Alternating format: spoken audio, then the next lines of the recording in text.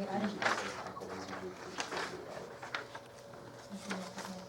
I was gonna, I think we've discussed this before, but I wonder if we could put it in place to have this particular list of updates, put like, maybe just our first meeting of the month, just a once a month update, so that it's not an every time thing.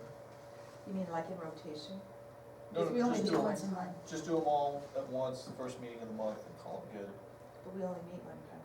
Oh, that's true, I guess you're right, never mind. But You been there Were you long? thinking like I'm used to all the others. to reduce the amount of times they would have to come in and report? yeah. You know what, if it's, I forgot that we only meet once a month, so it's But, fine. you know, it could just be a rotation basis too, that it's every other month, and so we do, you know, 2 of them, and then 2 of them, and then 2 of them, or something like that, because it's a lot of preparation for them also. Right, sure. Unless Yep, they're I just think that's fair. burning to It do that. is.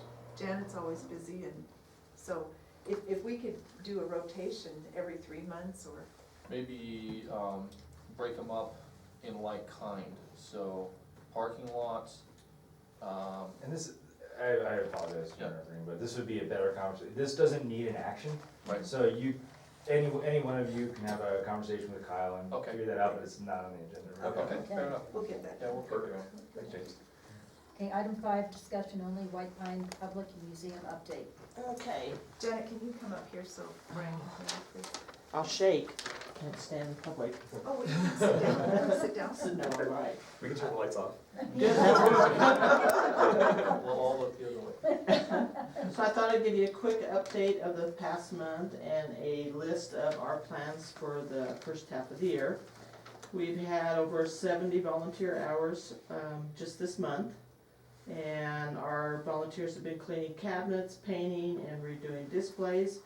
We've had over 20 visitors that have stayed at least one night in Ely, and the majority of them were during the Fire and Ice weekend. Currently, we have an Arbor Glyph display that'll run until April, and this is a unique display created by Nancy Hadlock and Richard Potashin, and they were supported by the Great Basin Heritage Organization.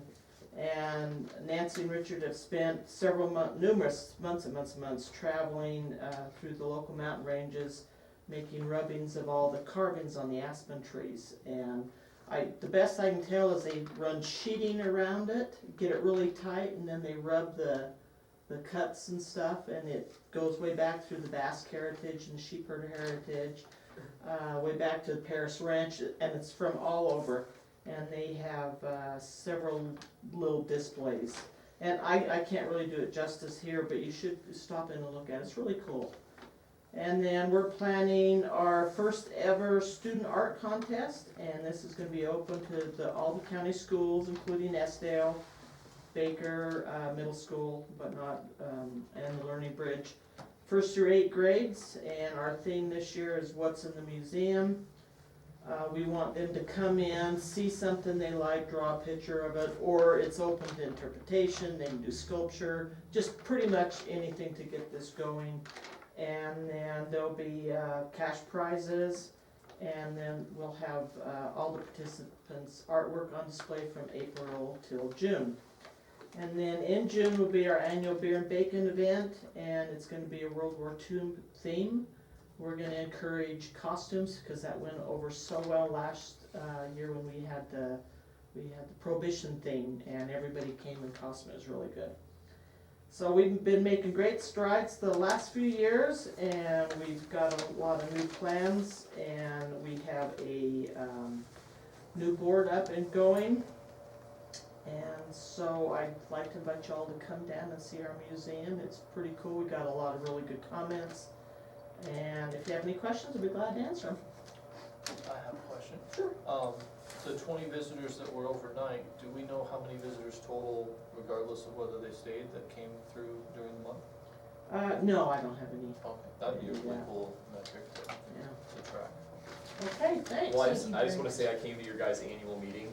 Wasn't that great? It was great. I would recommend going to it when you guys do. I think this is my second one I've been to. I've only been here for 2 years, but I've been to both of them. Both of them really, really interesting. This year it was the history of burlesque in the West.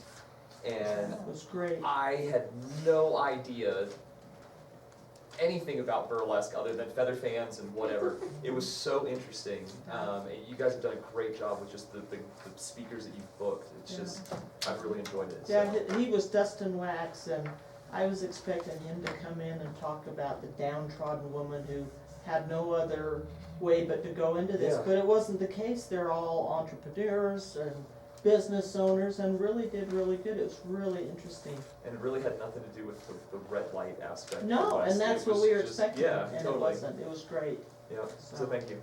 Yeah, thanks. Thank you very much. Item 6, discussion only, board member reports.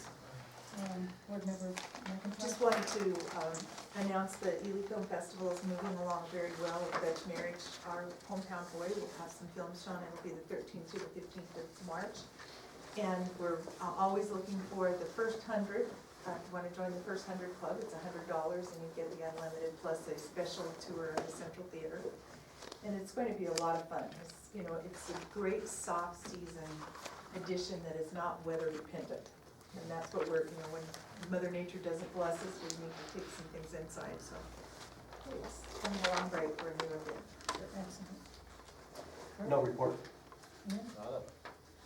Ryan Thornton, anything? No, I'm fine.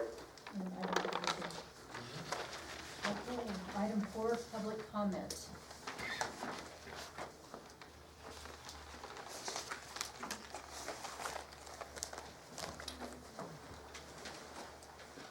Thank you, Madam Chair. Madam Chair, all the Airbnbs operating now continue to operate in violation of city and county codes. They are operating a commercial venture in a residential zone. They have not made any attempt whatsoever to apply for a home occupation, a variance, or a zone change, and you recited. You need to collect the proper business license fees, zoning, and or variance fees and penalties. I'm requesting a list of all of those properties and their addresses that are known to be conducting business. It attended Ely City Council meetings, White Pine County Commission meetings, White Pine, Planning Commission, now it's gonna be regional. I've not seen any applications. This board's concern is that those lawbreakers are running by the day or week, and not a dime is collected for room tax. They have not applied for a room tax license, unless I'm wrong. They have not applied for a state business license. They have not applied for a city business license. I want to remind you, I lost a $7,000 rental contract with the tenant because the city claimed I was not properly zoned. Others within a block or two, 3 of me, are living in their RVs, fifth wheels, or motorhomes with no ramifications.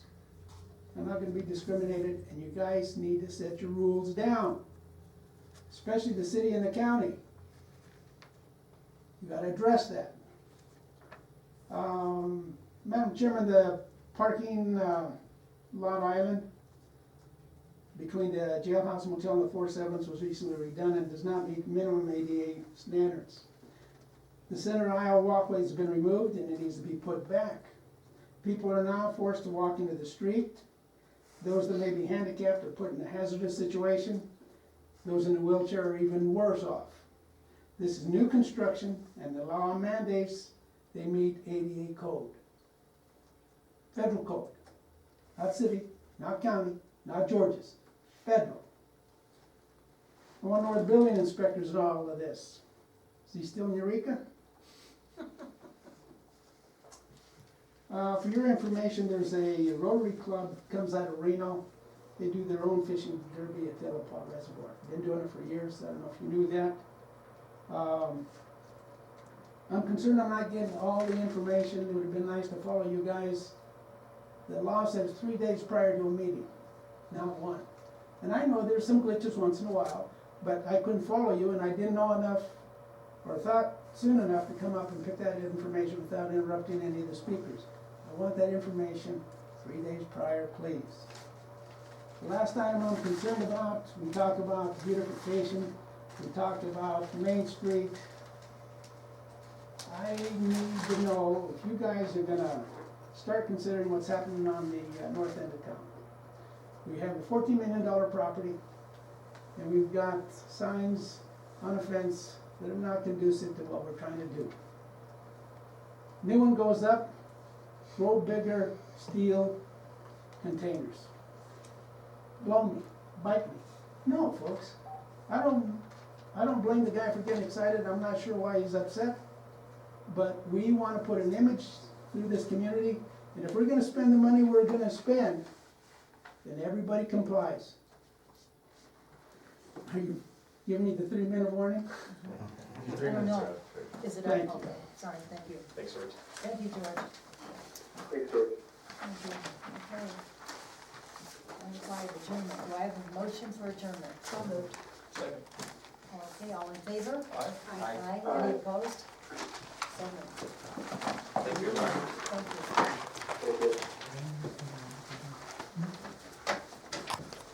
Till 7. I was- Okay, so. I'm not gonna eat that much time. This has been a Georgetown production, George Chachis reporting. The preceding program was sponsored by the Greek, Ely's Radio Shack dealer at 570 Altman in downtown Ely, and brought to you as a public service by KGTV Channel 10 in Ely, Nevada.